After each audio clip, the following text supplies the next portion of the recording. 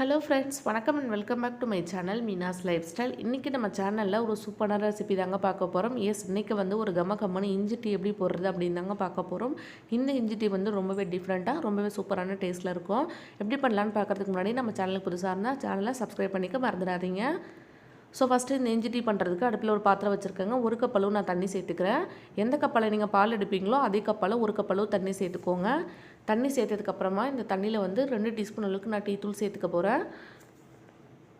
2 teaspoon சேர்த்தோம் அப்படின்னா நான் எடுத்துருக்க ஒரு கப் பாலுக்கு வந்து சரியாக இருக்குங்க. டிகாஷன் வந்து அதிகமாக இருக்கணும், நல்லா திக்காக இருக்கணும் அப்படின்னா நீங்கள் இன்னும் கூட ஒரு டீஸ்பூன் எக்ஸ்ட்ரா சேர்த்துக்கலாம். இல்லை வந்து மைல்டாக பிடிக்கும் அப்படின்னா நீங்கள் ஒரு 1.5 டீஸ்பூன் கூட சேர்த்துக்கலாங்க. அடுத்ததாக வந்து ஒரு இஞ்சி இருக்கிற கல் எடுத்து வச்சுருக்கேன். அது டிகாஷன் நல்லா கொதிச்சிட்ருக்கு. இந்த டைமில் ஒரு துண்டளவு இஞ்சி எடுத்துருக்கேன். இது வந்து நல்லா நசுக்கி எடுத்துக்க போகிறோம்.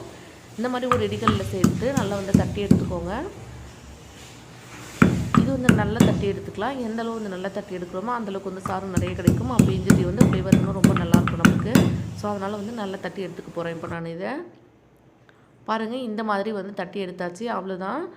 இப்போ இது ரெடியாக இருக்குது. நம்மளுக்கு வந்து ஆல்ரெடி வந்து டிகாஷன் வந்து கொதிச்சிட்ருக்க டிகாஷனில் இந்த இஞ்சியும் சேர்த்துக்கலாம். இந்த இஞ்சோட எசன்ஸ் வந்து நல்லா இறங்கணும். ஸோ அதனால் வந்து ஒரு 2 நிமிஷம் நல்லா வந்து கொதிக்க வச்சுக்கலாம். இந்த மாதிரி வந்து டீ போட்டிங்க அப்படின்னா ரொம்பவே டிஃப்ரெண்ட்டாகவும் இந்த டேஸ்ட் வந்து ரொம்பவே நல்லாவும் இருக்குங்க. கண்டிப்பாக நீங்கள் வந்து இந்த மாதிரி ஒரு தடவை செஞ்சு ட்ரை பண்ணி பாருங்கள். அடுத்ததான் வந்து ஒரு 3 டீஸ்பூன் அளவுக்கு நான் சக்கரை சேர்த்துக்கிறேங்க.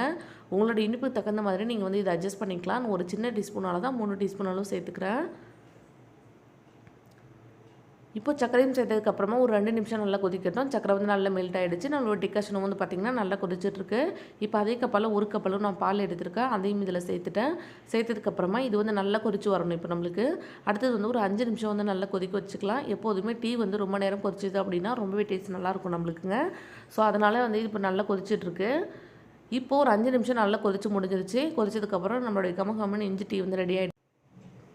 ஸோ அவ்வளோதாங்க. ஃபில்டர் பண்ணிட்டோம் அப்படின்னா இதை வந்து சர்வ் பண்ணிடலாம். பார்க்குறதுக்கு எவ்வளோ சூப்பராக இருக்குது பாருங்கள். டேஸ்ட்டுமே ரொம்பவே நல்லாயிருக்கும். ஒரு இஞ்சி மணத்தோடு இருக்கும்போது ரொம்ப நல்லா இருக்குங்க. நீங்கள் கண்டிப்பாக இந்த மாதிரி ஒரு தடவை டீ போட்டு ட்ரை பண்ணி பாருங்கள். எப்போதும் போடுற ஒரே மாதிரி வந்து டீ போடாதீங்க. இது வந்து ரொம்ப நல்லாயிருக்கும். உங்களுக்கு பிடிச்சிருந்தது அப்படின்னா உங்கள் ஃப்ரெண்ட்ஸ்க்கு வந்து இந்த வீடியோவை ஷேர் பண்ணி விடுங்க. உங்களுக்கு இந்த வீடியோ பிடிச்சிருந்தது அப்படின்னா லைக் பண்ணிவிடுங்க. நம்ம சேனலை வந்து சப்ஸ்கிரைப் பண்ணி வச்சுக்கோங்க. இன்னொரு இன்ட்ரெஸ்டிங்கான வீடியோவில் பார்க்கலாம். அது வரைக்கும் பை ஃப்ரெண்ட்ஸ்.